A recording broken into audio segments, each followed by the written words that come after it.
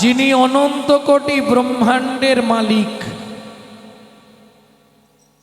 কত যোগী, কত মুনি, কত ঋষি, কত সাধু, কত মহাত্মা যাকে খাওয়াবার জন্য কত চেষ্টা করে, খায় না। সেই ভগবান যার এক একটা লোমকূপে অনন্ত কোটি ব্রহ্মাণ্ড বিরাজমান, সেই ভগবান সামান্য এক ভদ্র মহিলার কাছে গিয়ে হাত পেতেছে, কই গো দাও না, খুব খিদে লেগেছে, একটা ফল আমাকে দাও না। এটা মেনে নেওয়া যায়? মেনে নেওয়া যাবে?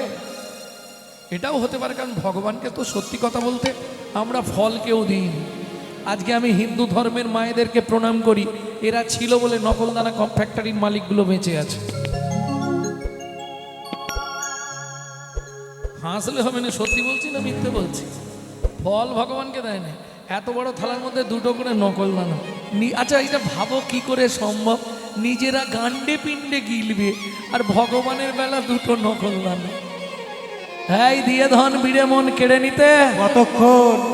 বিধিকার কপালে কি লিখেছে যায় না রে বলা, বিধিকার কপালে কি লিখেছে যায় না রে বলা। কাউকে দিল অট্টালিকা, বাইরে কাউকে দিল অট্টালিকা, কারো কাজতলা, কপালে কি লিখেছে যায় না রে বলা। বিধিকার কপালে কি লিখেছে যায় না রে বলা। যেমন কর্ম এমন ফল, অগভীর তার ভূমিতল, কারো জীবন সুখে কাটে, কারো দুনয়নে জল। প্রমাণ, লটারিতে কেউ বা পায় লক্ষ লক্ষ টাকা, লক্ষ লক্ষ টাকা, কেউ বা বাপের জমানো ধনে জোবাই করে বাইরে জোয়াই করে ফাঁকা। তাই রে তোর ভাগ্যের খেলা, লীলাময়ের লীলার ছল, লীলাময়ের লীলার ছল। কারো জীবন সুখে, কারো জীবন সুখে কাটে, কারো দুনয়নে জল, কারো দুনয়নে জল। কে ওই ফল হারিনি যার কাছে ভগবান গিয়ে হাত পাচ্ছে? ভাবতে হবে তাহলে ভগবানের ওপরে কেউ আছে, ভগবান যার কাছে চাইতে গেছে, কি গো তার সাধনা সেই রকমই ছিল, এটা তো বুঝতে হবে। ভগবান গিয়ে চাইছে মানে যাতা ব্যাপার না। হরি বল, হরি বল। কে সে? চলুন রাধা বিনোদ গোস্বামীজি ভাগবতে কি লিখছে শুনি। পূর্বের প্রতিশ্রুতি প্রতিশ্রুতি করিতে পুরা, করিতে পুরা, হাতে পাতি ফল মাগে, ফল মাগে। ও যদু নন্দ, ও যদু নন্দ।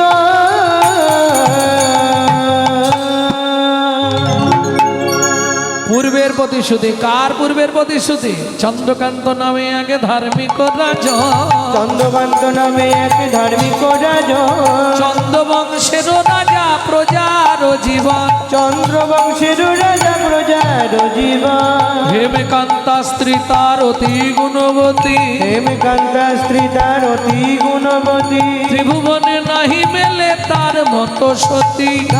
রাই মেলে তার মতো সতী। আস্তে, ভগবান সব দিয়েছে, কিন্তু ভগবান হচ্ছে 64 কলা, 64টা গুণের অধিকারী ভগবান, এটা জানেন তো? যেমন যদি বিচার করা হয় মানুষের গুণ কতগুলো হতে পারে বলুন? কতগুলো? গুণে ভজাতে হবে, কিন্তু বলে দিলে হবে। কটা হবে মানুষের গুণ? 10টা, 20টা, 30টা? ভালো নাচতে পারে, ভালো দেখতে ভালো, চোখ ভালো, নাক ভালো, মুখ ভালো, হ্যাঁ, ভালো খেলতে পারে, ভালো গল্প করতে পারে, ভালো বাজাতে পারে, ভালো গাইতে পারে, সব মিলিয়ে কতগুলো? 20টা। ভালো ঘুমাতে পারে।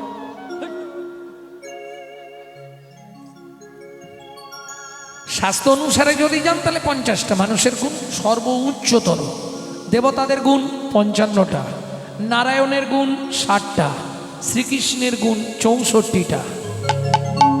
সেই কৃষ্ণ ভিক্ষা চাইছে। ভাবুন কেন?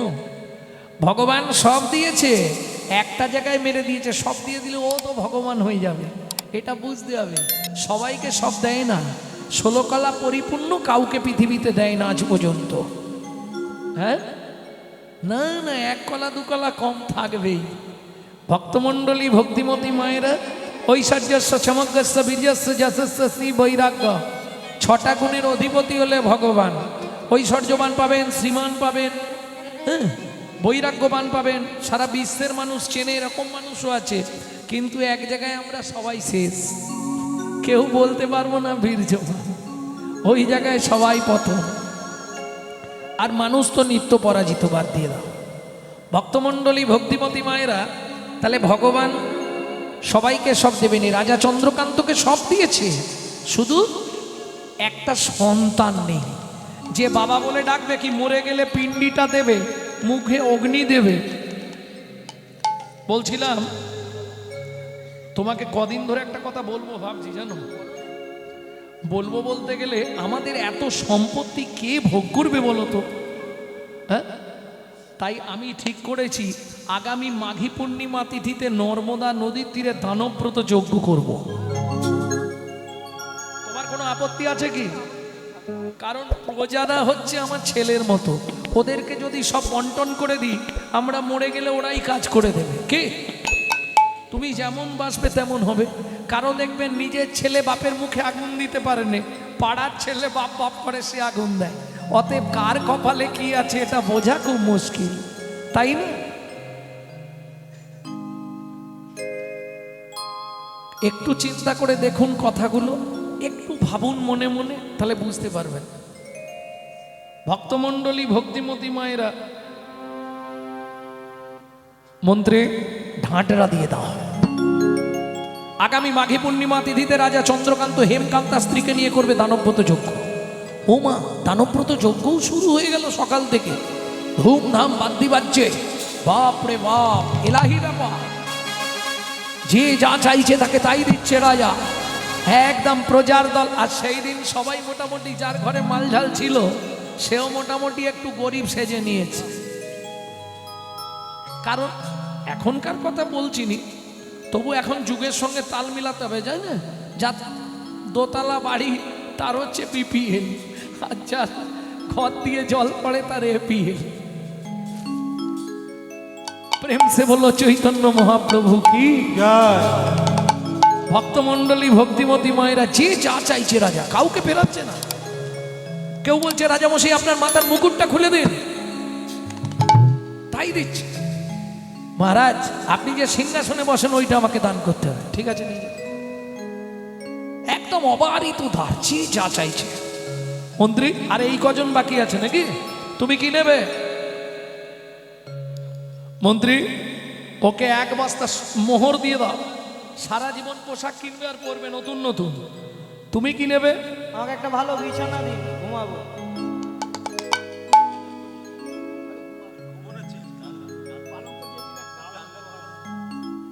মানে কুম্ভকর্ণকেও ফেল করে দেবে। হ্যাঁ, গানে বেরোনোর সময় যদি না ডাকি ও ঘুমিয়েই রয়ে যাবে। যে বেরোতে হবে, গাড়ি ছাড়তে হবে রে, সময় হয়ে আসছে, যদি না ডাকা হয় ও তার ঘুমিয়ে থাকবে। তাও ডাকলে 1/2 ঘন্টা আগে, 1 ঘন্টা আগে থেকে ডাকতে হবে, তবে উঠবে।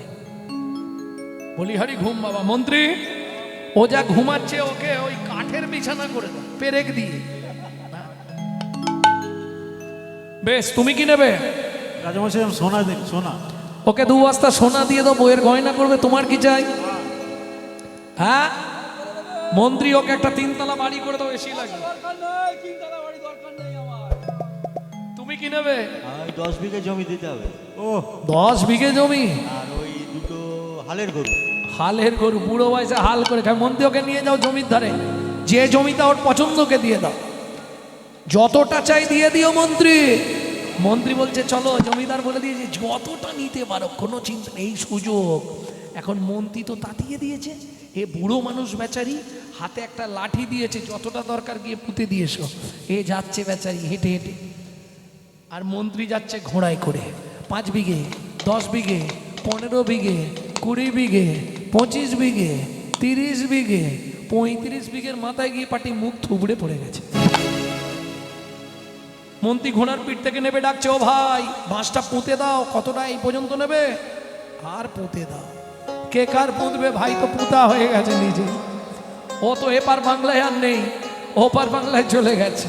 মন্ত্রী ফিরে এলো, জমিদার জিজ্ঞেস করছে, মন্ত্রী ওই বুড়োটাকে জমি দিয়েছো? বলে, মহারাজ কি বলবো, ইচ্ছা ছিল 35 বিঘে আর পেলো মাত্র 3.5 হাত।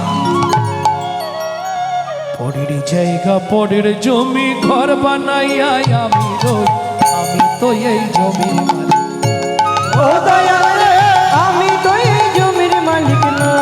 ও বিধি রে, আমি তো এই জমির মালিক না।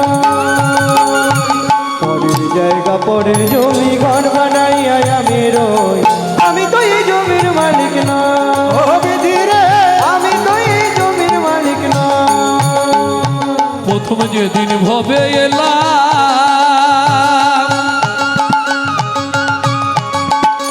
তুমি দিলে নতুন